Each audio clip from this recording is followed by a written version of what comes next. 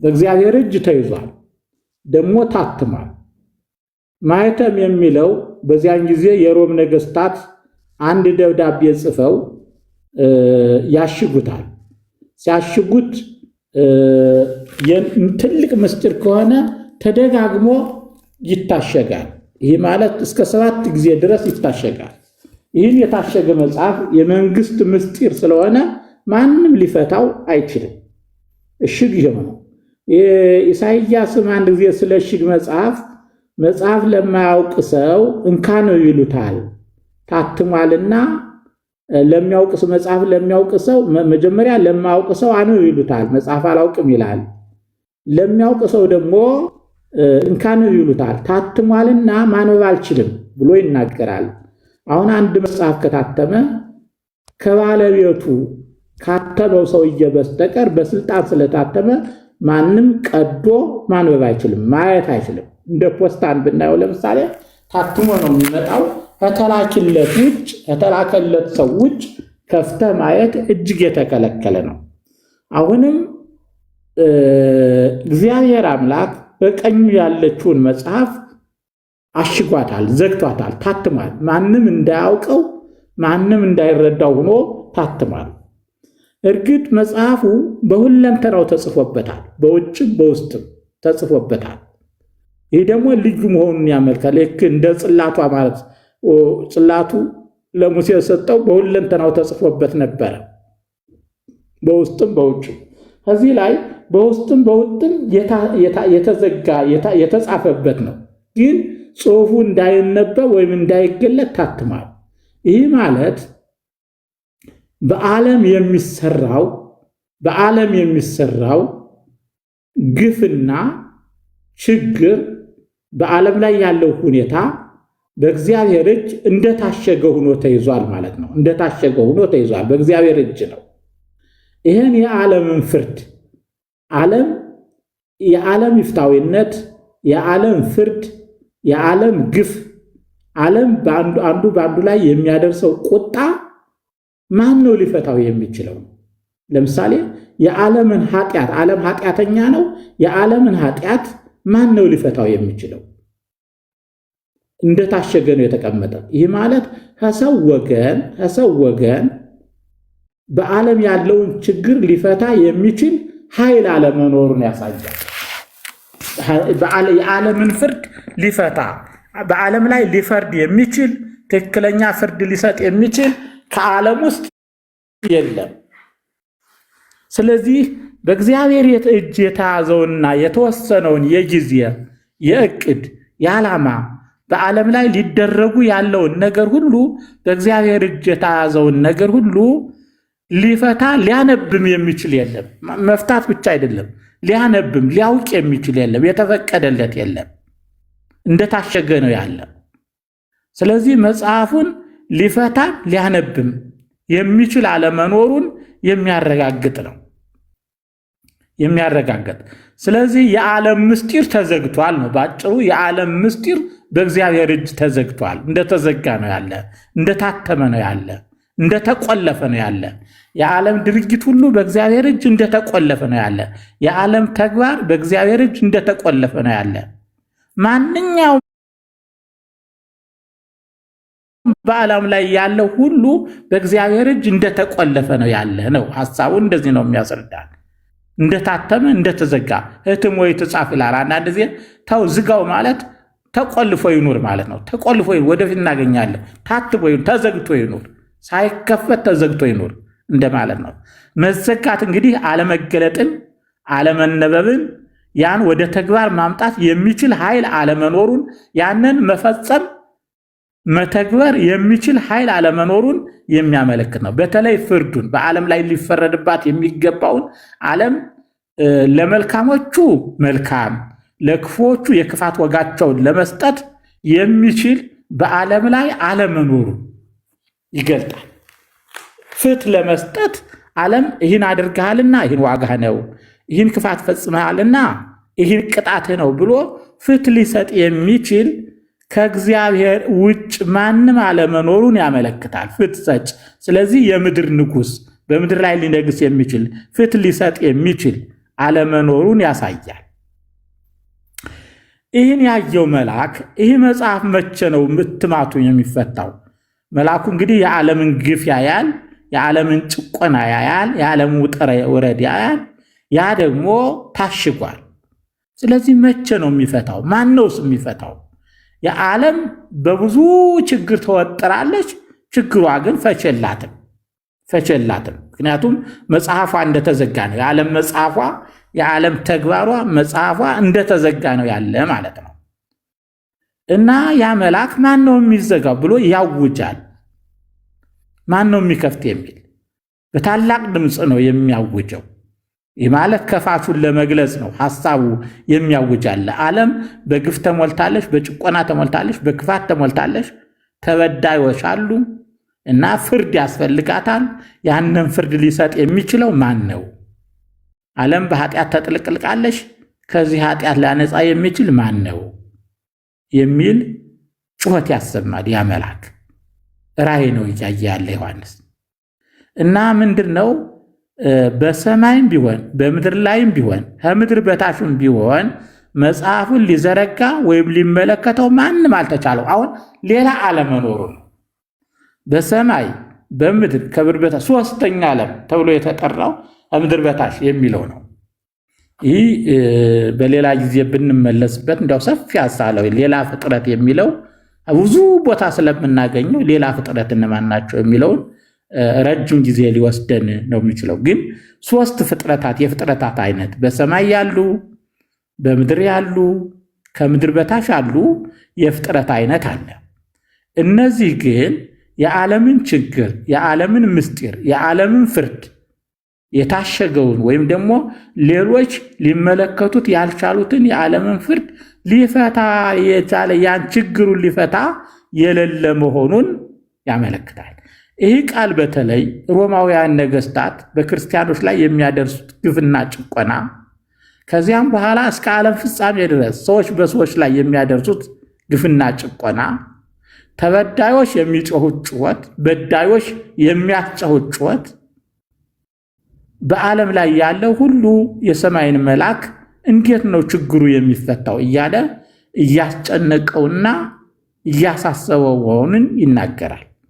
ዮሐንስም የችግሩን ሁኔታ ስለተመለከተ የችግሩን ተመሎታ ስለተመለከተ እንዴት ነው ዓለም ፍትህ የምታገኘው ብሎ እኔ ማለቀስኩ ይላል። እንግዲህ ችግሩ ለሱም የዓለም ችግር የዓለም ክፋት ታይቶታል።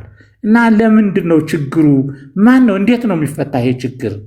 ፈች የለም ሲባል ይህን ችግር የሚፈታ የለም። እንግዲህ ዓለም ያለ ፍትህ ነው የምትኖረው። ዓለም ጨቋኙ እንደጨቆነ ተጨቋኙ እንደተጨቆነ ነው የሚኖረው ማለት ነው ብሎ ያለቅሳል ዮሐንስ። ስለዚህ ፍትህ ጠያቂዎች ይህ ምስጢር መፈታት፣ ይህ ማይተም መፈታት አለበት፣ መወገድ አለበት የሚል እልቅሶ አለ። የዓለም እልቅሶ ዮሐንስም መልአኩ ይናገራል። ዮሐንስ ዓለምን እንግዲህ ወክሎ ዮሐንስ ያለቅሳል። እነዚህ በዓለም ያሉ ችግሮች ሁሉ ጨቋኙ እየጨቆነ ተጨቋኙ እየተጨቆነ አስለቃሹ እያስለቀሰ አልቃሹ እያለቀሰ እንዴት ነው የሚኖረው ብሎ ችግሩ ካልተፈታ እልቅሶ አለ ማለት ነው። ጩኸት አለ፣ እልቅሶ አለ። ይህን ያሳየናል። መጽሐፉ ስላልተፈታ ዓለም መጽሐፍ ናት። አጠቃላይ ዓለም የታሸገች መጽሐፍ ናለች። በእግዚአብሔር እጅ ተይዛለች፣ ደግሞ የታሸገች መጽሐፍ ናት። በዚያ ላይ ፍርድ ሊሰጥ የሚችል ማንም የለም። ፈራጆች ያልፋሉ ወይም ፍርዱን ያጣማሉ። እና ከሽማግሌዎቹ አሁን ወደ መፍትሄው ይመጣል። አታልቅስ፣ ከሽማግሌዎቹ አንዱ አታልቅስ አለኝ፣ አጽናናው። የዓለምን ግፍና ፍርድ ተመልክቷል። በዚያ ላይ ደግሞ ችግር ፈች እንደሌለ ተረድቷል። ግን አታልቅስ አለኝ ይላል። ከዚያ ምንድን ነው አታልቅስ ያለው ሲባል እነሆ ከይሁዳ ነገድ የሆነው አንበሳ እርሱም የዳዊት ሥር መጽሐፉን ይዘረጋ ዘንድ ሰባቱንም ማኅተም ይፈታ ዘንድ ተነስቷል አለኝ። አሁን ኢየሱስ ክርስቶስ በዓለም ላይ ሊፈርድ እንደእያንዳንዱም እንደየሥራው ሊያስረክብ ፍርዱም እውነተኛ ጽድቅ ሊሆን ባሉት ችግሮች ላይ ታላቅ መፍትሄ ሊያመጣ ተነስቷል። እሱ ተሰይሟል ማለት ነው። መጥቷል። እንግዲህ እሱ የሚችል እሱ ብቻ ነው ብሎ ነገር። አሁን ኢየሱስ ክርስቶስ በዓለም ላይ ፈራጅና ዳኛ ሆኖ ይገለጣል። እንደ ስራቸው እንደ ፍርዳቸው ይታያል። ወደፊት ማህተሞቹ ሲፈቱ የዓለም ችግር እየታየ ይመጣና የዓለም ችግር የሚፈታው ደግሞ ኢየሱስ ክርስቶስ በመጨረሻ ይገለጣል ማለት ነው። ስለዚህ በዚህ ላይ ተብሏል። ምንድነው? ተነስቷል አለኝ። አሁን ይሄ የኢየሱስ ክርስቶስ ዳኛ ሆኖ መነሳት፣ ፈራጅ ሆኖ መነሳት፣ የተዘጋውን የታተመውን ከፋች ሆኖ መነሳት እነማንን አስደሰተ የሚለውን እንደገና ይናገራል። በዙፋኑና በአራቱ እንስሶች መካከልም በሽማግሌዎች መካከል እንደታረደ በግ ቆሞ አየሁ።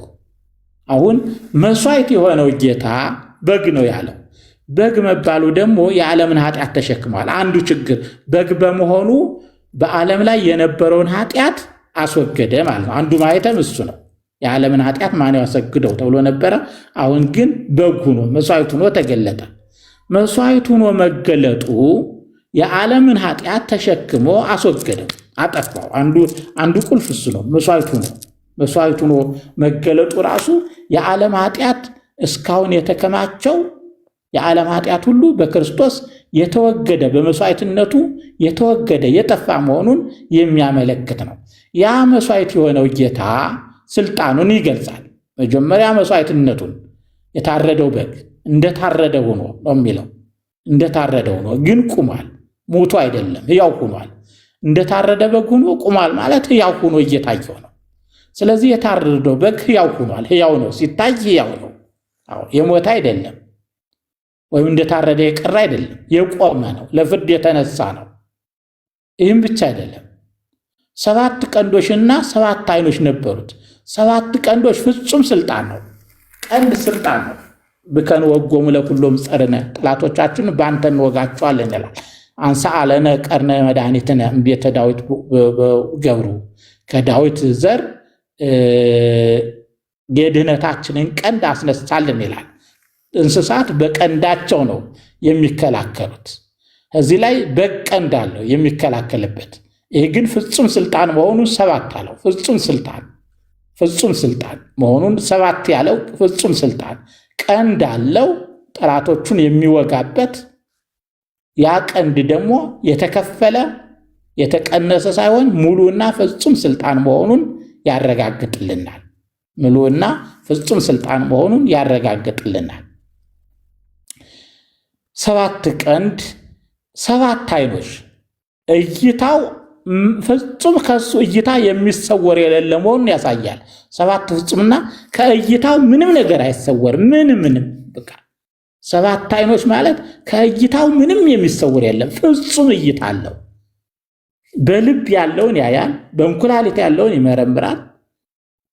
የተሰራውንም ሊሰራ የታሰበውንም የታቀደውንም ፍጹም የሚያይ ዓይን ያለው ዓይን እይታ ነው። የውስጥንም የውጭንም መርምሮ የሚያውቅ የሚመረምር የሚረዳ የሚመለከት ጌታ መሆኑን ያሳያል። ብዙ ጊዜ ለእስራኤል ቅድም ስለነበርኩኝ ምንድነው አየሁ፣ ተመለከትኩ፣ አሰብኩ የሚል ቃላቶች በኦሪት ዘጸአት ተደጋግመዋል። ተመለከትኩ። ይህ ማየት ሁለንተናውን መርምሮ ማወቅን መመልከትን ስለሚያስረዳ ብዙ ጊዜ እግዚአብሔር ሲወቅስ ሰዎችን ማየትን ታያላችሁ አትመለከቱም ይላል። አለመመልከት ዕውርነት ስለሆነ እዚህ ላይ ግን 7 ዓይኖች ሁሉን የሚያዩ እንደሆኑ ያመለክታል። ሁሉን የሚመር እይታው ስውር የለ። እይታ ስውር ዘዚያ ታረደው በግ እይታ ውጭ የሆነ የለም ማለት ነው። እይታ ውጭ የሆነ የለም ነው። 7 ዓይን ከእይታ ውጭ የሆነ የለም። በሁሉም አቅጣጫዎች 7 ዓይን መሰረታቸው 7 ቀናት ናቸው። ስለዚህ በ7ቱ ቀናት የተፈጠረውን ሁሉ በፍጹም እይታ ያያል ነው መሰረቱ ሐሳቡ። 7 ዓይን 7 ቀናት ናቸው። እግዚአብሔር በ7ቱ ቀናት ነው ፍጥረታትን የፈጠረ። ስለዚህ በእነዚህ ቀናት ሁሉ ወይም በ7ቱ ቀናት የሚሰራውን አንደኛ ሲሰራ መቼም ከ7ቱ ቀናት ውጭ ኃጢአት የለም። ከሰባቱ ቀናት በአንዱ ቀን ኃጢአት ይሰራል ሰው። ከሰባቱ ቀናት በአንዱ ቀን እነዚያ ዑደት ናቸው፣ እየተዟዟረ ይመጣል።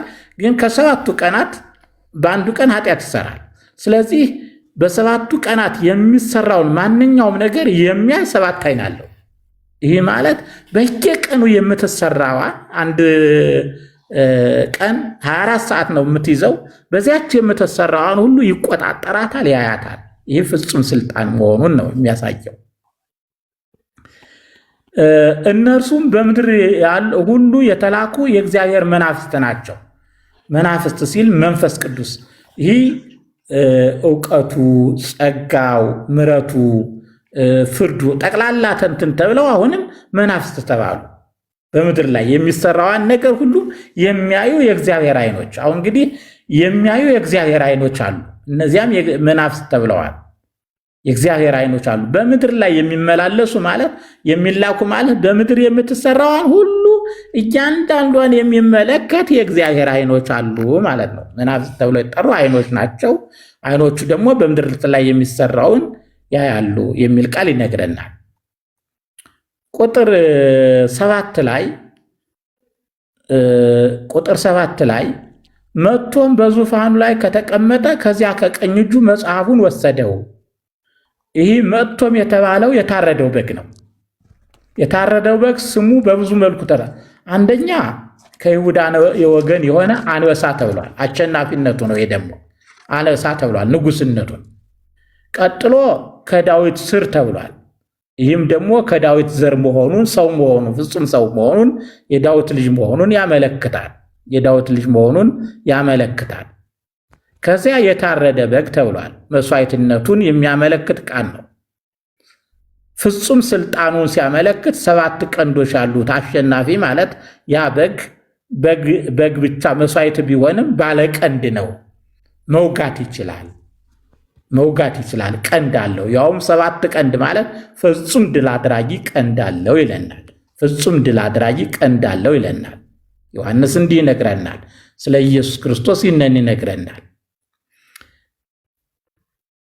ሁሉም በእይታው ውስጥ እንደሆነ ደግሞ 7 ዓይኖች ይላል። ያ 7 ዓይኖች እነዚያ እይታዎች የአባቱም እንደሆኑ ይነግረናል። የታረደው በግ ብቻ ሳይሆኑ የአባቱም ናቸው እነዚያ እይታዎች እና የመንፈስ ቅዱስም ናቸው። መንፈስ ቅዱስ ራሱ ባለ 7 ጸጋ እንደሆነ ይገልጠናል። የሶስቱም ተጠርተዋል እዚህ ላይ ማለት ነው። የታረደ በግ ብሎ ወልድ፣ እግዚአብሔር ብሎ እግዚአብሔር አብ፣ 7 መናፍስት የሚለው ደግሞ መንፈስ ቅዱስን በጸጋዎቹ መንፈስ ቅዱስን ይገልጣል። ስለዚህ የታረደው በግ በመንፈስ ቅዱስ ሁሉን የሚመለከተ በባህሪው ባለው በመንፈስ ቅዱስ ሁሉን የሚሰራ ሁሉን የሚያደርግ መሆኑን ይነግረናል። ይህ ንባብ ያረጋግጥልናል፣ ያስተምረናል ማለት ነው። ያረጋግጥልናል።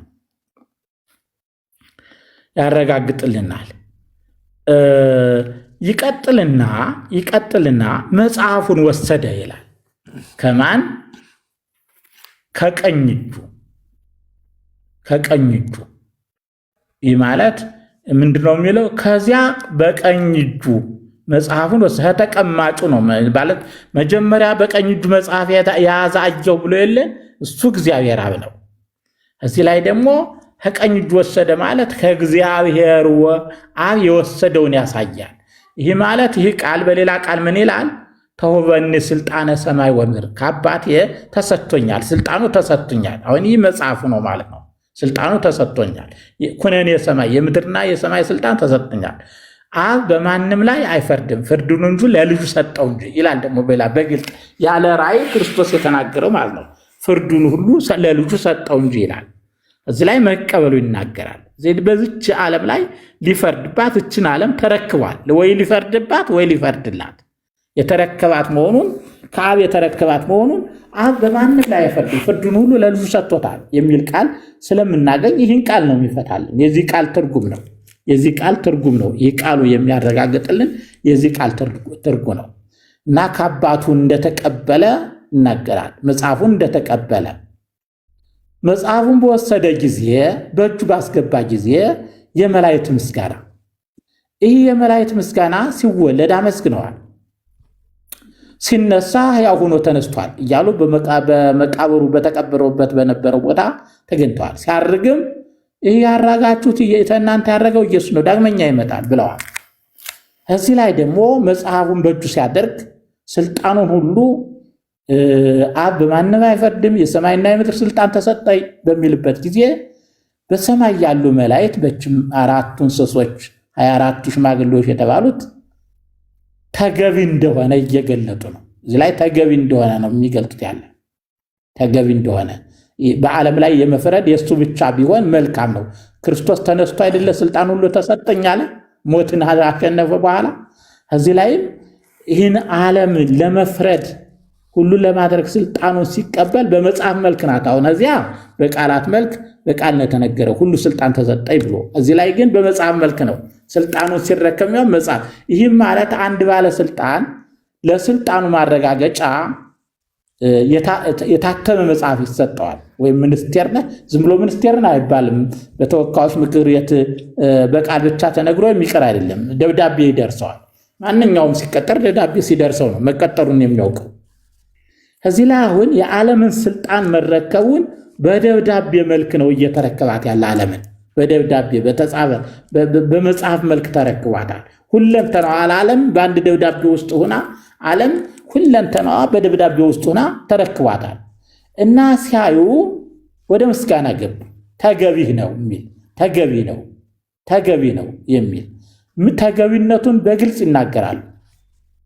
እና ከስግደት ጋር 4ቱ እንስሶች 24ቱ ሽማግሌዎች በበጉ ፊት ወደቁ። እያንዳንዳቸው በገናንና የቅዱሳን ጸሎት የሆነ ዕጣን የሞላበትን የወርቅ ዕቃ ያዙ። ምን ይዘዋል? በገና ዝማሪያቸውን ያመለክታል። የተገለጸ በበገና ስም ነው። ዝማሪያቸው በበገና ነው የተገለጸ በአይነቱ። ስለዚህ የጣዕመ ዜማው አይነት በገና በማለት ጠርቶታል። ቁሱ በገና አይደለም፣ ግን ያ ቁስ ያልሆነው ነገርም የተገለጸው በሚታይ መልኩ ለዮሐንስ ሲታየው በገና ብሎ ነው የገለጸው። ሌላው ጸሎት ቁስ አይደለም፣ ረቂቅ ነው። ነገር ግን ጢስ የዕጣን ጢስ ሆኖ ታየው። ጸሎት ደግሞ የዕጣን ተቀባይነቱን ለማግኘት ነው። ጸሎት የሆነ አሁን ዕጣን በቁሙ አይደለም፣ ጸሎት ነው ማለት ነው። በገናውም በቁሙ አይደለም፣ የመላእክት ዝማሬ ነው፣ የዜማቸው ቃና ነው። በገና የተባለ የመላእክቱ የዝማሬ ቃና ነው፣ የዝማሬ ድምፅ ነው። በቁሙ በገና አይደለም። ዕጣን የተባለውም ጸሎት ነው እንጂ በቁሙ ዕጣን አይደለም። ቁስ በሰማይ ስለሌለ የሚጨበጥ የሚዳሰስ ነገር በሰማይ ስለሌለ ዕጣን የተባለውም ጸሎት ነው። ያ ደግሞ ያዙ ይላል። ጸሎት የቅዱሳን ጸሎት ተብሏል። ስለዚህ የቅዱሳን ጸሎት እንደ ዕጣን በፊቱ ይትጎለጎላል ማለት ነው። ዕጣን ትጉልጉል ሲል እንደምናየው የቅዱሳን ጸሎት ይታያል፣ በእግዚአብሔር ፊት ይታያል፣ በበጉ ፊት ይታያል። እና ያንን የቅዱሳን ጸሎት የሚያቀርቡ የሚቀበሉ ወደ እግዚአብሔር የሚያቀርቡ መሆናቸውን የሚያሳይ ቃል ነው። ከዚያ በኋላ እነሱ ይናገራሉ። መጽሐፉን ትወስድ ዘንድ ማኅተሞቹን ትፈታ ዘንድ ይገባሃል። ለምን ይገባሃል? ይህን ማድረግ ለአንተ ተገቢ ነው እያሉ ይገልጣሉ። ተገቢ ነው ይህን ማድረግ እያሉ ይገልጣሉ። እና ይህ ተገቢ ነው። በቁጥር 9 እና 10 ነው ያለው። ለምን ሲባል ታርደሃልና። እንግዲህ የታረደ በግ አይደለህ ላይ ያየ ነው። የታረደ በግ ነው። ታርደሃልና። በመታረዱ ድል አድራጊ ጌታ ብቻ ነው። በሞቱ አሸናፊ እሱ ብቻ ነው። ስለዚህ ያ መታረዱ አሸናፊ አድርጎታል። ታርዶም ቁሟል። እንደ ሞተ የቀረ አይደለም፣ ሕያው መሆኑን የሚያመለክት ነው። ታርደሃልና። በመታረዱ ደግሞ የተገኘውን ይናገራል። በመታረዱ ታርደሃልና ብሎ ምን ተደረገ? በደምህ። አሁን ሲታረድ ደም ነው የሚፈሰው። ሲታረድ ደም ነው የሚፈሰው እና ያ የፈሰሰው ደም ውጤቱ ምንድን ነው የሚል ነው። ያ የፈሰሰው ደም ውጤቱ ምንድን ነው? ለእግዚአብሔር በደምህ ለእግዚአብሔር ለአባቱ ማለት ነው። ከነገድ ሁሉ ከቋንቋ ሁሉ ከወገን ሁሉ ከሕዝቡ ሁሉ ሰዎችን ዋጅተህ ለአምላካችን መንግሥትና ካህናት ይወጡ ዘንድ አደረካቸው። የመጡበትን ቦታ ይዘረዝራል። የመጡበትን ቦታ ከምን ከምን ነው የመጡት የሚል ነው ጥያቄው። ከምን ከምን መጡ የሚል ነው። የመጡበት ቦታ ሲዘረዘር ከነገድ ይህ ነገድ የሚለው ይህ ነገደ እስራኤል ብለን እስራኤልን እንደ አንድ ነገድ ማየት ይቻላል። ራሳቸው እስራኤልን በነገድ የተከፋፈሉ ናቸው። በ12 ነገድ አሕዛብ ሁሉ ነገድ አለው። በበነገዶሙ ወበሕዝቦሙ የሚል አለ በኦሪት ዘፍጥረት ላይ በየነገዳቸው በየሕዝባቸው በየወገናቸው ይላል። በጾታዎሙ በየወገናቸው ይላል እና ከነገድ ከሁሉም ነው። አንድ ወገን አይደለም። ፊት ከያዕቆብ ልጆች ብቻ ነበረ ሕዝብ የሆኑት። አሁን ግን ከነገድ ሁሉ ብቻ ማመን ነው የሚጠበቀው። የገሌ ዘር የገሌ ነገድ ሳይባል ያለ መርዶ ከነገድ ሁሉ ከቋንቋም እንደዚሁ ይህን ቋንቋ ተናጋሪ ያን ቋንቋ ተናጋሪ የሚባሉ አይደለም ተመራጮቹ። ሁሉንም ቋንቋ የሚናገሩ ከሁሉም ቋንቋ ከወገን ከየአይነቱ ከወገን ከሕዝብ ሰዎቹን ሁሉ ዋጅተሃል ማለት የራስ መዋጀት ማለት በምትክነት መሰጠት ማለት ነው። የሚሞቱ እነሱ ነበረ፣ እነሱን ተተክቶ አዳናቸው ማለት ነው። መዋጀት የሚለው ይህ የባርነት ቋንቋ ነው ይሉታል በሮማውያን። አንድ ባሪያ ሲሸጥ ሌላው ገንዘብ ሰጥቶ መመለስ ይችላል። አንድ ሰው በድህነት ሲሸጥ የድህነቱን ዋጋ ያ የተበደረውን ገንዘብ ሰጥቶ መዋጀት ይቻላል። በብሉይ ኪዳን ተነግሯል። ያ እና ዋሽታቸዋል። እነዚህ አንተ ምትክ ሆነህ ሙተህላቸው እነሱን ከሞት አድናቸዋል ማለት ነው። ከዚያ የተዋጁት ምን ሆኑ? የተዋጁት ደግሞ ምን ሆኑ? ለአምላካችን መንግስትና ካህናት ሆነዋል። መንግስት እንደ መንግስቱን የሚገልጡ ማለት ነው። ካህናት ደግሞ ለአገልግሎት የተዘጋጁ ማለት ነው። ለአገልግሎት አዘጋጅታቸዋል፣ እነዚህን ለአገልግሎት አድርጋቸዋል ይሉና ያመሰግናሉ። በምድር ላይ ይነግሳሉ። መንግስትና ካህናት ናቸውና ይነግሳሉ። እነዚህ የተዋጁት ናቸው። አሁን ይነግሳሉ የተባለው ጴጥሮስም በዘጸአት ምዕራፍ 29 እናንተ የመንግስት ካህናት ናችሁ ይላል። እዚህ ላይ ደግሞ ሁሉንም ከዚያ የተዋጁትን ሁሉ መንግስትና ካህናት እንዳደረጋቸው ይናገራል። መንግስትና ካህናት እንዳደረጋቸው ይሄ ማለት መንግስቱን የሚወርሱ የመንግስቱ ባለቤቶች፣ ካህናት ለአገልግሎት በፊቱ የሚገኙ ማለት ነው። ለአገልግሎት በፊቱ የሚገኙ ይህ እንግዲህ ለእነዚህ መላእክት አዲስ ቅኔ ተብሏል። ምክንያቱም በሞቱ የዋጀ ያዳነ ካህናት መንግስት ያደረገ ከቋንቋ ከነገድ ከሕዝብ የራሱ አድርጎ ያመጣ ሌላ ስለሌለ ሕይወትን የተሰጠ ሌላ ስለሌለ ቅኔው ራሱ አዲስ ነው። ስራው አዲስ ስለሆነ ቅኔው አዲስ ነው። ቅኔው አዲስ የሆነበት ምክንያት ስራው አዲስ ስለሆነ ነው። አድኖቱ ማዳኑ አዲስ ስለሆነ ነው። በሰው አይደለም ያዳናቸው፣ ራሱ መጥቶ ነው። ገሉ አይደለም ያዳናቸው፣ ሙቶ ነው። አዳኑ ያዳነበት ሁኔታ እጅግ አዲስ ስለሆነ ቅኔውም አዲስ ሆነ፣ ዝማሬው ምስጋናውም አዲስ ሆነ ማለት ነው። አየውም በዙፋኑ በእንስሶቹም በሽማግሌዎቹም ዙሪያ የብዙ መላእክትን ድምፅ ሰማው። እነዚህ ደግሞ ብዙ መላእክት እና ቁጥራቸውን አእላፋት ጊዜ አእላፋት የሚል ነው። ይህ በብልወን ለምሳሌ እልፍ፣ አእላፍ፣ ትድፊት፣ አእላፋት፣ ምዕላፍ የሚሉ እዚህ በቅኔ ቤት በእርባታ ውስጥ የምንቆጥራቸዋለን። ስለዚህ እልፍ ሺህ ማለት ነው። አእላፍ የዛ ብዜት ነው። አእላፋት የዚያ ብዜት ይሆናል። አእላፋት ጊዜ አእላፋት ደግሞ የአእላፋት ጊዜ አእላፋት ራሱ ከትሪሊዮን በላይ ነው። ቁጥሩን አናውቀውም እዚህ በኋላ በጣም እጅግ ብዙ ነው የሚሆነው። ሺህ ጊዜ ሺህ በሺህ ሲባዛ ደግሞ ይህም እጅግ ብዙ ሺህ አብዛኛውን ይህ ትክክለኛ ቁጥርን ሳይሆን የሚያመለክተው እጅግ ብዙ ነገር ሺህ ነው። ሺህ ዓመት ንገስ የሚለው ትክክለኛ ቁጥር ሳይሆን የሚያመለክተው ብዙ ጊዜ መኖርን ነው እና ብዙ ጊዜ በጣም ብዙ ብዛት የሚገለጽበት ነው። በታላቅ ታላቅ ድምፅ አሁን ቅኔው ሊገለጽ ነው። አዲስ ቅኔ ተብሏል። አዲሱ ቅኔ ምንድን ነው የሚለው? የታረደው በግ አዲሱ ቅኔ የታረደው በግ የታረደ ብለው በግ ብለው መስዋዕትነቱ መታረዱ መስዋዕትነቱ ነው እና አዲስ ቅኔ ነው። ምክንያቱም እንደዚህ ብለው አመስግነው ያለ የምትኖር እንጂ እንደዚህ ያለ ምስጋና ተናግረው አያውቁም። ለአዲሱ ለበጉ ለታረደው በግ የሚቀርብ አዲስ ምስጋና ነው። አዲስ ቅኔ የተባለው ለዚህ ነው።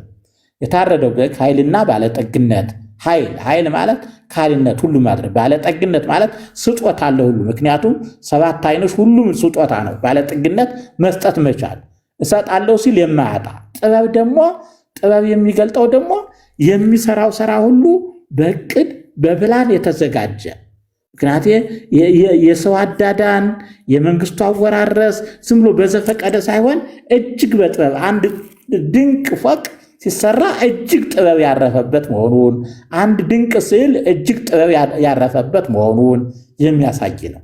ጥበብ አለ። ብርታት ደግሞ አለመድከም አለመሸነፍ ነው የሚያሳየው። ይህ ሁሉ ያንተ ነው።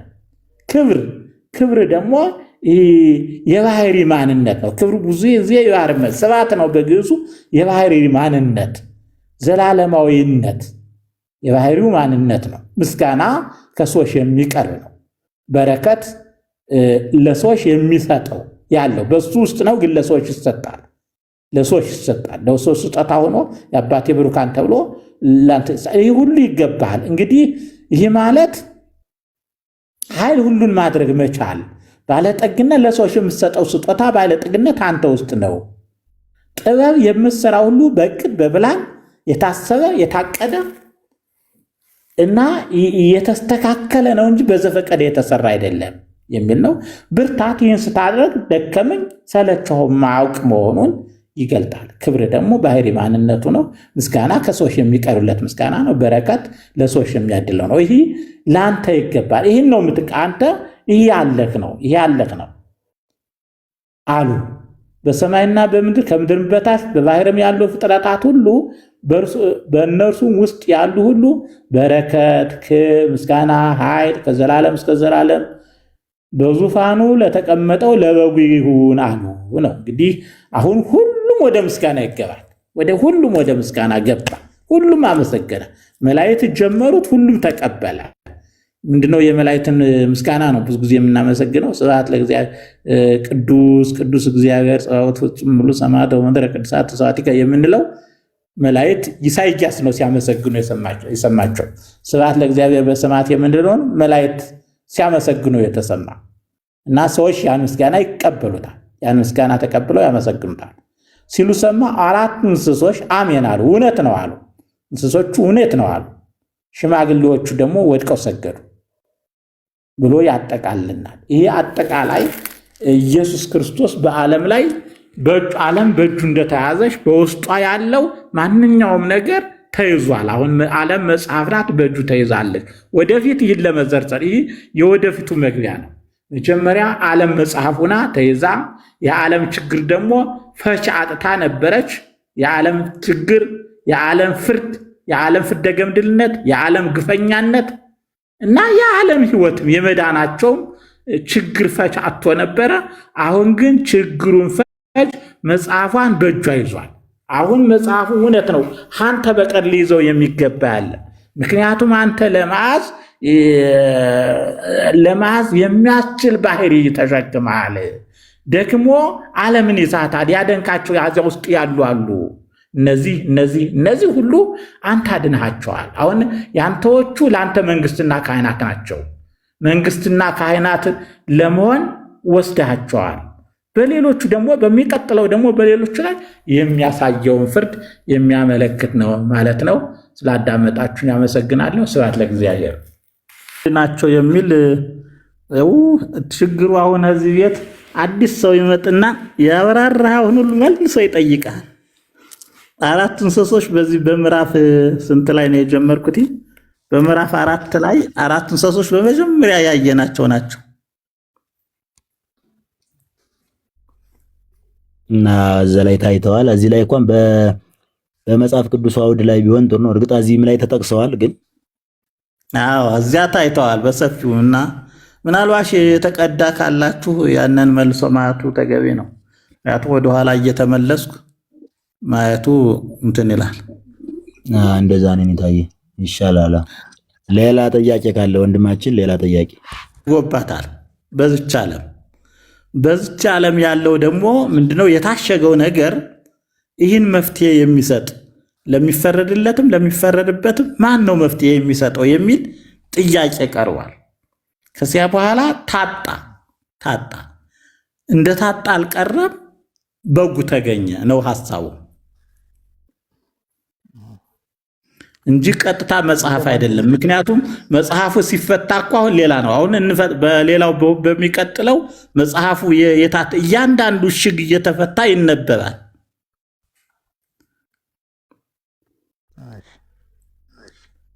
እሺ አመሰግናለሁ። ቃለ ሕይወት ያሰማልን።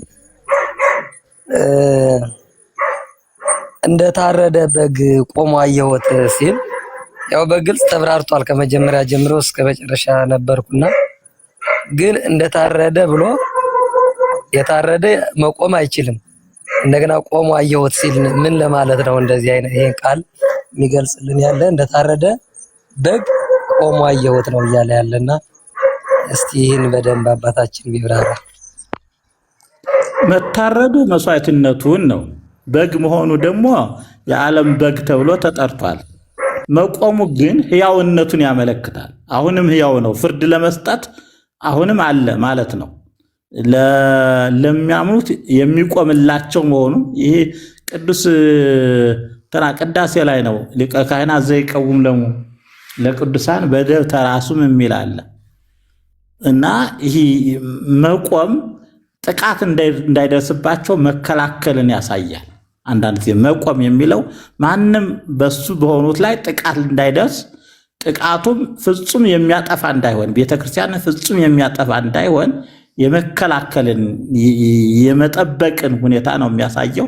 ሕያውነትንም ያሳያል። ታርዷል ግን ቁሟል ማለት አልሞተም ማለት ነው። በግ ሲታረድ ይሞታል፣ ግን እሱ አለ። በቃ መስዋዕትነት መሆኑ ሕያውነቱን አላስቀረበትም ለማለት ነው።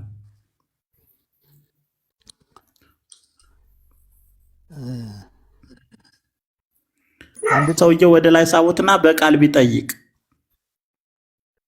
አንድ ቁጥር ጽፈው ቦታ አስካል እጁ መጽሐፉን ወሰደው ሲል አባታችን ያብራሩት ቀኝ እጅ የተባለው እግዚአብሔር አብ ነው ብለው ያብራሩት የመሰለኝና እንትሉ ላይ አሁን ውእቱ የማኑ ለአብ ተብሎ የተገለጸው ኢየሱስ ክርስቶስ ነውና እዚህ ላይ ሁለቱ እንዴት ነው? እስቲ አባታችን በደንብ ግልጽ ይሁን። ወይ ቅድም አላዳመጥኩም ማለት ነው።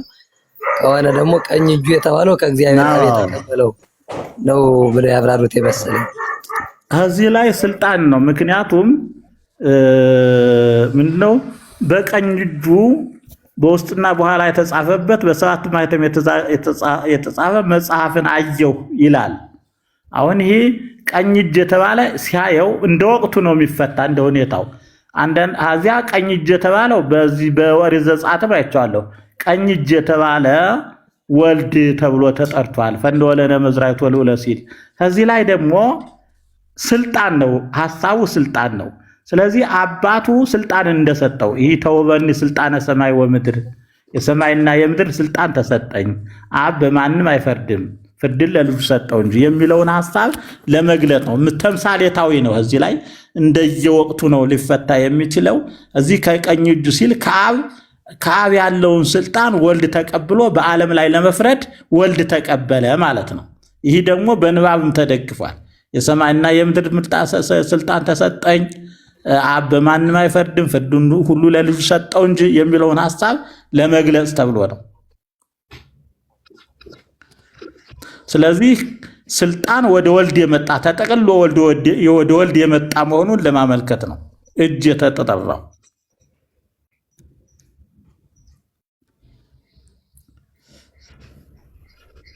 እሺ እዚሁ ላይ ነው አባታችን፣ እዚሁ ላይ ጥያቄ ማለት ነው። አንድ 3ኛ መቶ ክፍለ ዘመን ላይ ያለ ሊቅ ቪክቶሪያኖስ የሚባል ማለት ነው ሲተረጉም አሁን እርሶ ካሉት ጋር ማለት ነው እንግዲህ መጽሐፉን የያዘው እግዚአብሔር አብ ነው ብለው ተርጉመውታል። እና እሱም የሚለው በእጁ ያለው መጽሐፍ የተባለው ብሉይ ኪዳን ነው፣ ተረካቢ ደግሞ ወልድ ነው ብሎ ነው የተረጎመው። እና ከዚህ ጋር እንዴት ነው የሚታየው? እዚህ ላይ እኮ መጽሐፉ ሲፈታ አያስሄድም። አሁን ሲፈታ ወደፊት ይፈታል። ማህፀሙ ሲፈታ ብሉይ ኪዳንን ያመለክታል ወይ ነው ጥያቄው። አንዱ መጽሐፍ ተፈታ፣ በውስጡ ያለው ብሉይ ኪዳንን አይደለም የሚያመለክተው፣ ዓለምን ነው የሚያመለክተው። በምዕራፍ 6 ላይ ማነው ምዕራፍ 6 ላይ እየተፈታ ስለሚነበብ እያንዳንዱ በውስጡ ያለው እየተፈታ ይነበባል። ብሉይ ኪዳን ኦሪት ዘጸአት ኦሪት ዘፍጥረት አይልም። እዚያ ላይ ያስተዋለ ሲፈታ ምንድን ነው መጽሐፉ የሚለውን በጥልቀት ያሳየናል። ዝርዝር አለ በውስጡ። ስለዚህ ዝርዝሩን መጠበቅ ነው። አሁን ይተረጎማል። መጽሐፉ ይዞት የነበረው ውስጡ ምንድን ነው የሚለው ይተረጉመዋል። እሺ የ24ቱ ካህናት ሽማግሌዎቹ ማለት ነው ምን ነው የሚወክሉት? አውግስጢኖስ የሚባለው 24ቱ ካህናት አንተኑ ነበርክ? ባለፈው ነበርክ? ምዕራፍ ስንት ላይ? ምዕራፍ 4 ምዕራፍ 4 አልገባሁም። ዘግቼ ነው የገባሁት። በኋላ ነው የገባሁት። ይኸው እሱ እኮ ነው አሁን ማለት ምዕራፍ 4 24ቱ ምን እንደሚወክሉ አራቱ እንስሳ ምን እንደሆኑ ነው እየተነተን የመጣ ነው። ስለዚህ አዳዲስ ጥያቄዎች ምክንያቱም ከዚያ ላይ ነው ዋና ስማቸው ከዚያ ላይ ነው ያለ አራት እያልን እያንዳንዳቸውን የሚወክሉ ባጭሩ ግን 24ቱ 12 ነገደ እስራኤልና 12 ሐዋርያትን እንደሚወክሉ ባለፈው በሰፊው ተነጋግረበት። አራቱ እንስሳ ደግሞ ጠያቂው አብረው ስለጠየቀ አራቱ እንስሳ ብሎ አራቱ እንስሳ ደግሞ ፊታቸው መልካቸው ከዚያ ስለተገለጠ አንበሳ የዱር አራዊትን፣ በሬ የቤት እንስሳትን፣ ሰውን፣ ንስር ደግሞ አዕዋፍን ይወክላል። ይህ ሁሉ በእግዚአብሔር የተፈጠረ መሆኑን የሚያመለክት ከዚያ ነው። ባለፈው ሰፊ ሰዓት ከዚያ ትንታኔው እነዚያ ናቸው። ከዚያ ላይ አላይኛው ይህ ሌላ ሐሳብ ነው። እሺ አባቴ አመሰግናለሁ። እድሜቱን ያርዝምልን። ቀጥል። እኔ ይቅርታ ቀጥሉ። ጨርሻለሁ። ቃለ ሕይወት ያሰማልን አባታችን። ቁጥር ላይ ያችን መጽሐፍ ሊገልጥና ሊያያት የተቻለው የለም ካለ በኋላ ያለቀሱ ብዙዎች ናቸው ይልና እኔም አብሬያቸው አለቀስኩ ይላል። ምንድን ነው? ዮሐንስ ከጌታ ጋር የነበረ ነው፣ ብዙ ነገር የተረዳ ነው እና የነዛ ሰዎች ለቅሶና ዮሐንስ አንድ የሆነበትና አብሯቸው ያለቀሰበት ምክንያት ምን ይሆን? አመሰግናለሁ። ይህ እንግዲህ ይህ መጽሐፍ ዓለም ናት ብለናል። መጽሐፊቱ ዓለም ናት ብለናል። በዚያ ውስጥ ምን አለ ስንባል በዮሐንስ ጊዜ የነበረው እንኳ ብናይ የሮማ ነገስታት ተነስተው ክርስቲያኖችን ክርስቲያን በመሆናቸው ብቻ እየገደሉ ነው፣ እያሳደዱ ነው። በካታኮም በዋሻ ውስጥ እንዲኖሩ እያደረጋቸው ነው። ክርስቲያን ነኝ ካለ አንድ ሰው ቢገደል ማንም ቢዘረፍ ቢገደል ቢወረስ ምንም ጠያቂ የለው። ይህ መጽሐፉ ነው ታይቶታል፣ የታሸገ መጽሐፍ። ስለዚህ ፍቹ ገና ነው። ግን ስቃያቸው፣ ሰማዕትነታቸው፣ ፍርድ ፈጥኖ አለመደረጉ ዮሐንስን እያስለቀሰው መሆኑን ያሳያል። ምክንያቱም አሁን በእግዚአብሔር ውስጥ ይህ ነገር ተይዟል፣ ግን ግፍ እየተፈጸመ ነው። መቼ ነው ፍርድ የሚፈጸመው? ይህም ወደኋላ ወደፊት አለ። ነፍሳትም ይጠይቃሉ። ማህተሙ ሲፈታ የነፍሳት ጥያቄ አብሯል ውስጥ እስከ መቼ ነው ደማችን የሚፈሰው የሚሉት ጥያቄ። ዮሐንስም ይህ ግፍ እሱ ራሱ እስረኛ ነው። እሱ ራሱ እስረኛ ነው። ምን ሳይበድል ታስሯል፣ ተግዟል። ይህ ሁሉ ማለት ይህ ሁሉ ሲያይ መቼ ነው ፍትህ የሚሰጠው እያለ ጥያቄ እየጠየቀ ነው። እና አታልቅስ ዳኛ አለ ነው ፍቹ። ዳኛ አለ አታልቅስ ተብሎ መልስ ተሰጠው። አመሰግናለሁ። ከይቅርታ ጋር ምድር እንግዲህ ይህ ምንድነው? እስቲ ወደኋላ እንትን ሄዳችሁ ቲክቶክ እንትን ብዙ ጊዜ የላኩት ያለ የፍጥረታት አይነት የሚል የጻፍኩ መስል ገና ምዕራፍ 6 ነው መሰለ ያለ አልደረስኩ ምልክት እና ፍጥረታት በሶስት ነው የሚከፈሉት። የዚህ ዓለም ያሉት ሶስት ፍጥረታት ናቸው የሚባሉት። አሁንም በእኔ ምልከታ አዳምን ለማሳት መሳሪያ የሆነችው እባብ ሳትሆን ሶስተኛይቱ ፍጥረት የምትባለው ናት። ሶስተኛይቱ ፍጥረት የምንላት እነዚህ በምድር ያሉ እርኩሳን መናፍስት ናቸው። ሶስተኛ ፍጥረት የሚባሉት አይነታቸው ብዙ ነው። አንዳንዶቹ እግዚአብሔር ብዙ የማይተናኮሉ አሉ። አንዳንዶቹ ደግሞ በጣም ተንኮለኞች አሉ። ልክ እንደ ሰው ናቸው። ፍጥረታቸው ብዙ ነው። ሶስተኛ ፍጥረታት የሚለው በምድር እነዚህ ደግሞ ከምድር በታች ማለት አብዛኛውን በረሃማንና ባህርን ነው የሚፈልጉት። የኑሯቸው ሁኔታ ባህርና በረሃማ ምድር። ለምሳሌ አፋር ለአዲስ አበባ ከምድር በታች ተብሎ ሊጠራ ይችላል። ዝቅተኛ ቦታ ይኖራሉ። ባህርንም ይፈልጋሉ። ክርስቶስ በበረሃ እንደሚኖር ተናግሯል። ሀበአል የአውድ የብስ ሀበአል ወማይ ይላል። ውሃ በሌለበት በረሃማ ይዞራል ብሏል። ተመልሶ ደግሞ ይመጣል ወደ ሰው። ይህ ሶስተኛ ፍጥረት የምንለው አንደኛ ለዚያ ለታላቁ ሰይጣን ማደሪያ ሆነ። እባብ ተብሎ ስሙ ተሰይሞ እባብ ሆኖ ማደሪያ ሆነ። ለዚያች አዳምን ለማሳት እንደ መሳሪያ ተቆጠረ። አሁንም እንደ መሳሪያ ነው የሚቆጠር። በጠንቋይ በቃልቻ በምኑ መሳሪያ ነው። ሁልጊዜም ሰይጣን መሳሪያ ነው እና ይህ ፍጥረት ሶስተኛ ፍጥረት ተብሎ ነው የሚፈጠር። የሰማይ አለ፣ ሰው አለ። ይህ ሶስተኛ ፍጥረታት እነዚህ አንዳንዶቹ ተገዦች ናቸው፣ አንዳንዶቹ ተገዦች አይደለም፣ አንዳንዱ እጅግ የረከሰው ናቸው፣ አንዳንዶቹ መካከለኞች ናቸው። ብቻ በዓለም ያሉ ፍጥረታት ናቸው። እነዚህ ናቸው እንግዲህ ሌላ ስያሜ አላቸው። እርግጥ ስለነዚህ ፍጥረታት ራሱን ችሎ ሊተነተን የሚገባ ነው። ወኮኑ ርኩሳነ መናፍስተ ይላቸዋል ሄኖክ በዚህ በምዕራፍ 50 አካባቢ መሰለኝ እና በጥፋት ውሃ ጊዜ ጠፉ። ይሄ ከእግዚአብሔር ልጆች ከተባሉት የተዳቀሉ ሲጠፉ የጠፋ ስጋቸው እንጂ መንፈሳቸውና ነፍሳቸው አልጠፋ። መንፈሳቸውና ነፍሳቸው ስላልጠፋ እንደገና ተመልሰው ስጋቸውን ለማግኘት ሲሉ ወደ ሰው ይገባሉ። ስጋቸውን ያገኙ እየመሰላቸው ያ የጠፋውን ስጋቸው ከስጋ ጋር ልምድ ስለነበራቸው ያገኙ ስጋቸውን እየመሰላቸው ወደ ሰው እየገቡ ይሄ ዛር ቃልቻ ምንም የሆኑት እነሱ ናቸው ይላቸዋል። ወተሰሙ መናፍስተ ርኩሳነ ይላል። ስጋቸው ጠፍቶ ነፍሳቸውና መንፈሳቸው ቀርቶ እዚያ ሰው እየፈለጉ በሰው ያድራሉ። እነዚህም ሌላ ፍጥረታት ተብለው ተጠርተዋል። ሌላ አይነት ክርስቶስ የሰው ወገን ብሎታል። ወዝንቱ ዘመድ ይወጽ ዘንበለጽም ወጸል ይህ አይነት ነው የሚለው አማርኛው፣ ግን ደግሞ ዘመድ የሚል ቀረቤታ እንዳለው ያሳያል። እና እሱን ራሱን የቻለ ትንታኔ የሚያስፈልገው ነው። እንዲሁ ባጭሩ ውይይት የሚያስፈልገዋል፣ ትንታኔ የሚያስፈልገዋል ለማለት ፈልጌ ነው። ባጭሩ ግን ይሄ ነው፣ ለምልከታ ያህል ይሄ ነው።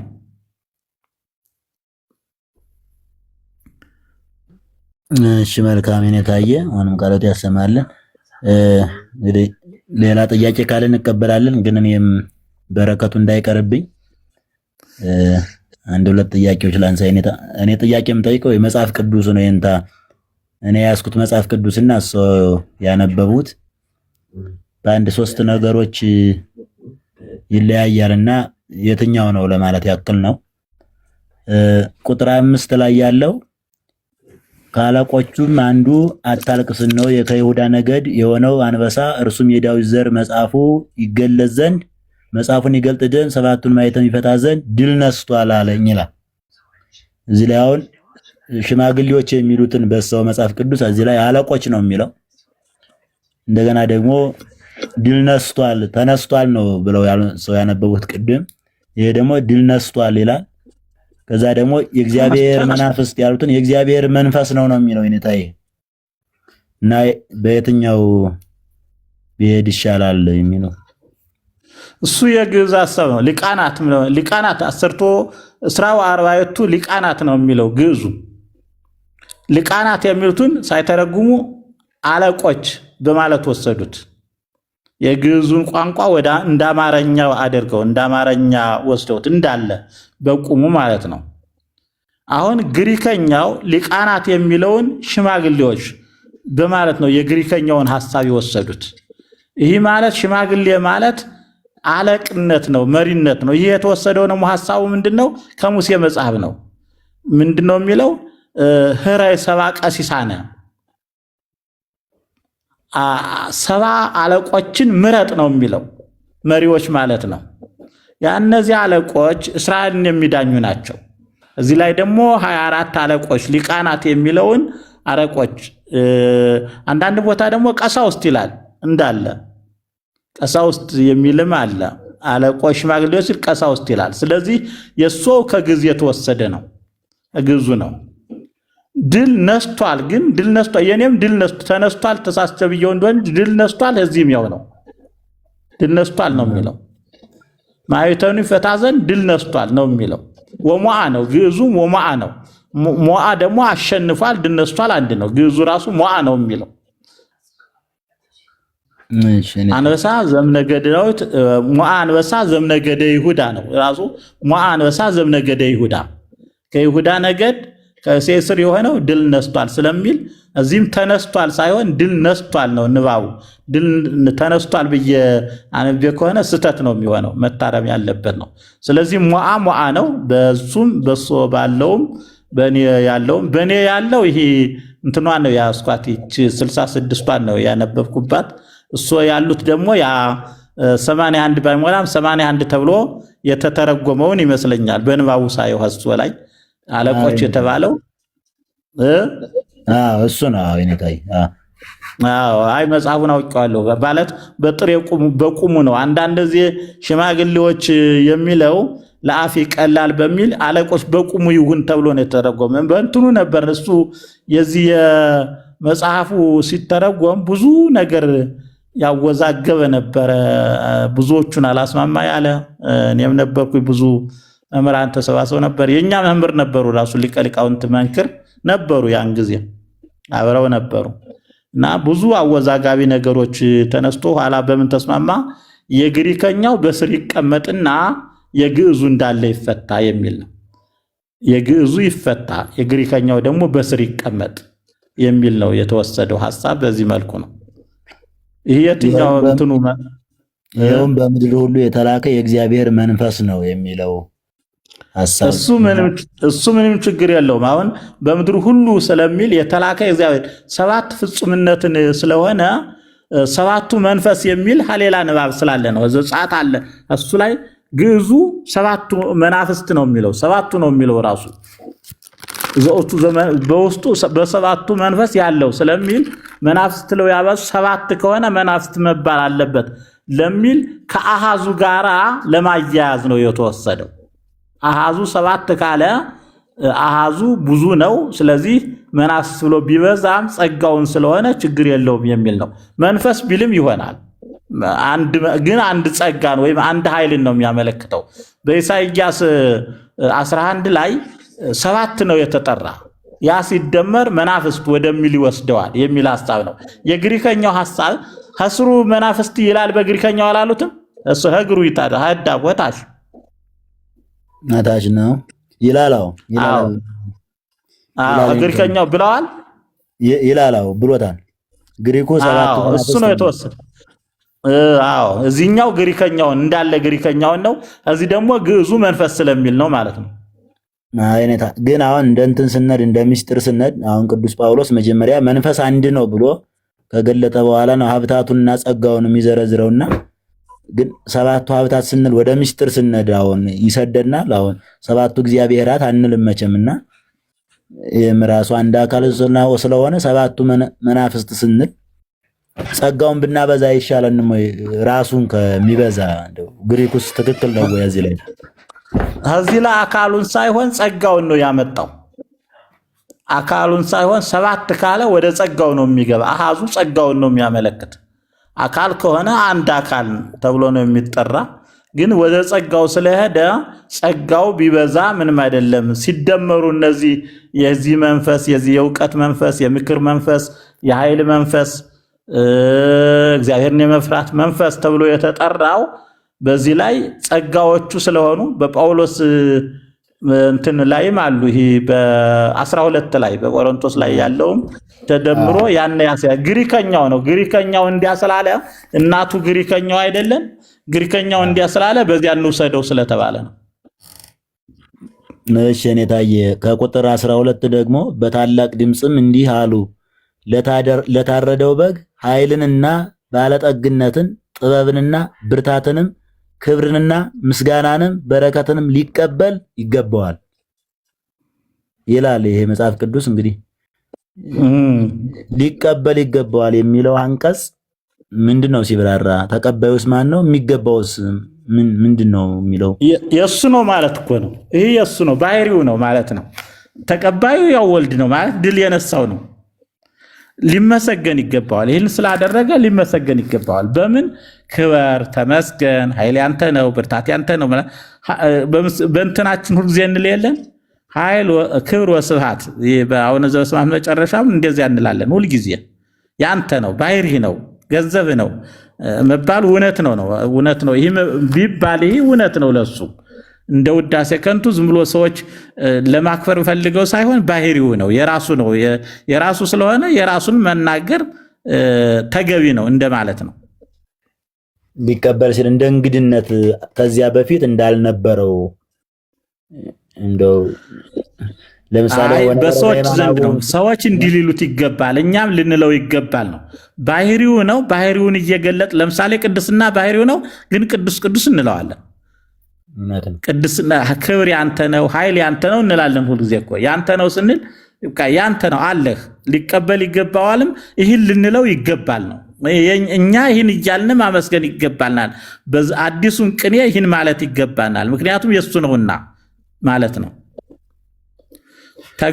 ባዮቹ ይገባናል እንደማለት፣ ይህን ለሱ ልንሰጠው ሁልጊዜ በዚህ ስም ልንጠራው ይገባል እንደማለት ነው።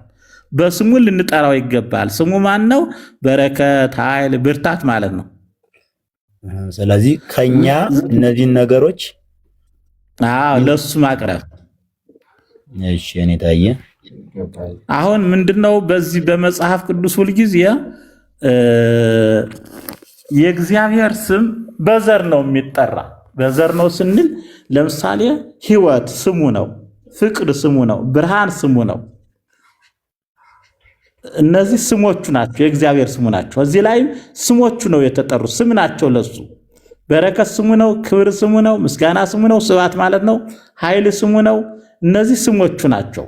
ስሞቹ ደግሞ ለሱ እውነተኛ ስሙ ነው፣ የባህሪው ስሙ ነው፣ ማንነቱ ነው ለማለት ነው።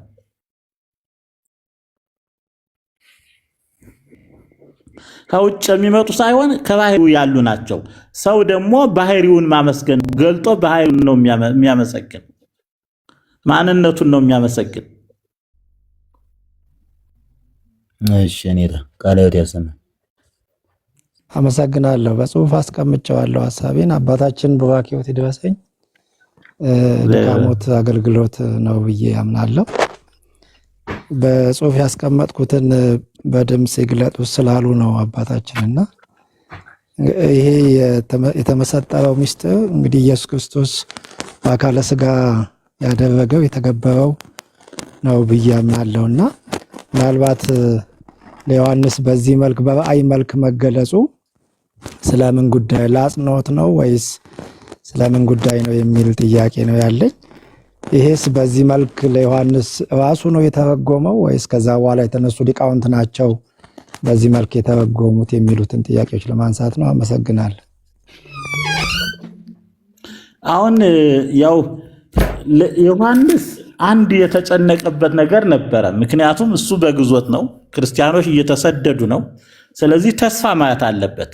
እግዚአብሔርም አሁን ሊሆን የሚገባውን ታለ ሲል ትልቅ ራእየ ዮሐንስ በተስፋ የታዘለ ነው።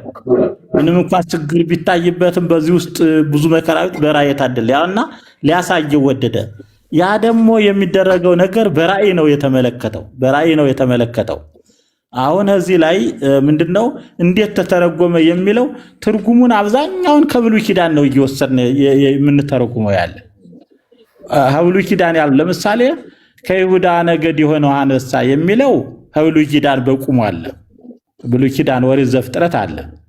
ከዚያ ቀጥሎ የታረደው በግ የሚለው ከብሉይ ኪዳን አለ እንዳለ በቁሙ አለ። ሰባት ቀንዶች ሰባት የሚለው ፍጹም የብሉይ ኪዳን ቁጥር ነው። ቀንዶችም በራእይ በዳንኤል ተጠርቷል። ቀንድ ፍጹም ኃይል እንደሆነ ተነግሯል። መናፍስት የሚለውም በኢሳይያስ አለ። እዚህ አሁን ከብሉይ ኪዳን ያልሆነ የለም። ሽማግሌዎች የሚል ሊቃናት የሚለውም ከዚህ ከብሉይ ኪዳን አለ። ሹሞች እንዴት እንደሚሾሙ የእስራኤል ሹሞች እንዴት እንደሚሾሙ ልጆቹ። አራቱ እንስሳ የሚለውም ከብሉይ ኪዳን አለ። በዚህ በሕዝቅኤል ውስጥ ደም ቤዛ እንደሚሆንም በብሉይ ኪዳን ውስጥ አለ። እነዚህ ሁሉ የካህናት መንግስት የሚለውም ከብሉይ ኪዳን አለ። አዲስ ቅኔ የሚለውም ቅኔ ተቀኙ ቅኔ ቀኛለሁ ኢሳይያስም አለ ከብዙ ቦታ እና የሚተረጎመው ራእየ ዮሐንስ በብሉይ ኪዳን ውስጥ እየተወሰደ ነው። አሁን ስተረጉም ሐሳቡን ከብሉይ ኪዳን ነው። ብዛት ያላቸው መላእክት ከዳንኤል አለ እንዳለ በቁሙ አለ ንባቡ።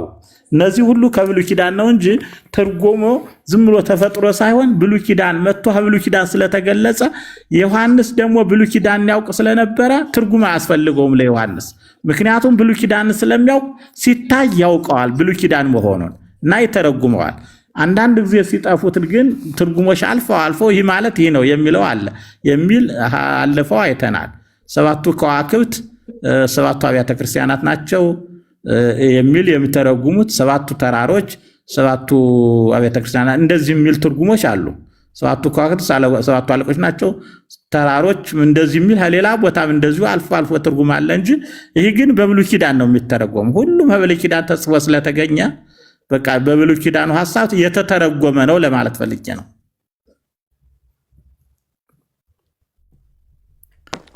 አመሰግናለሁ። ድካሞትን ድካመ የነፍስ እንደሚያደርጉለት ተስፋ አደርጋለሁ። መድከሞት መቼም ለብዙዎቻችን ተሰጥተዋል ብዬ አምናለሁ እና እግዚአብሔር ይስጥልን።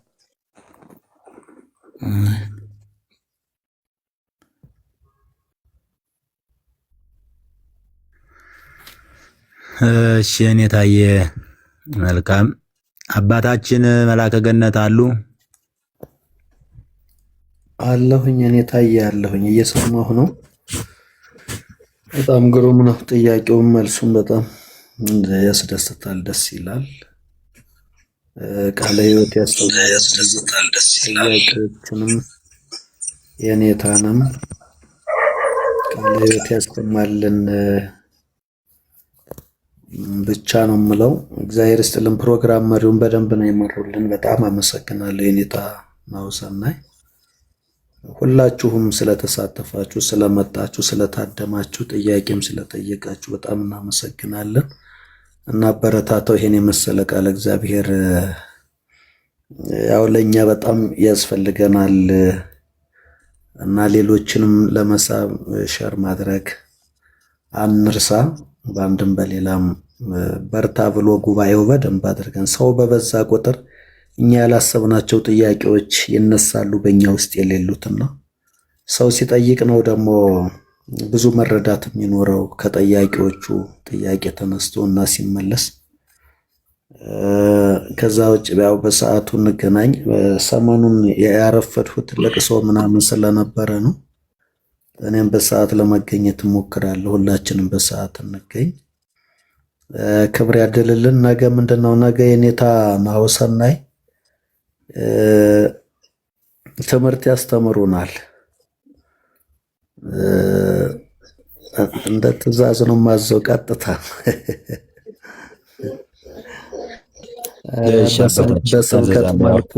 በስብከት መልኩ ደግሞ የሚፈልጉ ሰዎች ስላሉ ምዕመናን አሉ። የስብከት መልክ ትምህርት የሚፈልጉም ስላሉ ነገን እርሶ የኔታ እንትን እንዲሉ እንዲሸፍኑ ለማለት ነው። ያው አስቸግር ይወጣለሁ። ኧረ የኔታ ታዘዛለሁ። ያው እንግዲህ ለማስተማር አቅሙ አይኖርም እንጂ ታዛለሁ። አባታችን ምን ችግር ያለው ሰው አዘው ይልካል። ሁላችንም አቅም ኖሮ ሳይሆን መታዘዝ ብቻ ነው። አቅም ኖሮን አይደለም፣ አቅም የእግዚአብሔር ብቻ ነው። እሺ አባቶች፣ እሺ አመሰግናለሁ። እግዚአብሔር ይስጥልኝ። እኔ ጨርሻለሁ። በእኔ በኩል በጣም አመሰግናለሁ። ኑሩልኝ። እሺ አባቶቻችን በጸሎት ጉባኤያችን እናከናውን። እግዚአብሔር አምላካችን ሆይ ስለሰጠህን ጊዜና ሰዓት እናመሰግናለን። ሰዓትና ጊዜ አንተ ነው። እንደ ሐሳባችን ሳይሆን እንደ ሐሳብ እንድናገር ሁልጊዜ እንድጠብቀን አንደበታችን እንድጠብቀው ያንተን ክብር የሚገልጥ ይሆንልን። አባታችን ሆይ በሰማያት የምትኖር ስምህ ይቀደስ፣ መንግስትህ ትምጣ፣ ፈቃድህ በሰማይ እንደሆነች እንዲሁም በምድር ትሁን። የዕለት እንጀራችንን ስጠን ዛሬ፣ በደላችንን ይቅር በለን እኛም የበደሉንን ይቅር እንደምንል። አቤቱ ወደ ፈተና አታግባን ከክፉ ሁሉ አድነን እንጂ መንግስት ያንተ ናትና ኃይል፣ ክብር፣ ምስጋና ለዘላለሙ አሜን። እመቤታችን ቅድስት ድንግል ማርያም ሆይ በመልአኩ በቅዱስ ገብርኤል ሰላምታ ሰላም እልሻለሁ። በሐሳብሽ ድንግል ነሽ፣ በሥጋሽም ድንግል ነሽ። አሸናፊ እግዚአብሔር እናት ሆይ ሰላምታ ላንቺ ይገባሻል። ከሴቶች ሁሉ ተለይተሽ አንቺ የተባረክሽ ነሽ፣ የማኅፀንሽ ፍሬ ኢየሱስ ክርስቶስ የተባረከ ነው። ጸጋን የተመላሽ ደስ ይበልሽ፣ እግዚአብሔር ከአንቺ ጋር ነውና ከተወደደው ልጅሽ ከጌታችን ከመድኃኒታችን ከኢየሱስ ክርስቶስ ዘንድ ቅርታና ምሕረትን ለምኝልን ኃጢአታችን ያስተሰርይልን ዘንድ ለዘላለሙ አሜን። ጌታ ኢየሱስ ክርስቶስ ወይ የኔንም ኃጢአት የወገኖችን ኃጢአት ይቅር በል። በእውቀት ያለ እውቀት ከሰራነው ኃጢአት ማሰሪያ እግዚአብሔር በሰላም ደሩ። ደህና ደሩ። ሰላም ሁኑልኝ።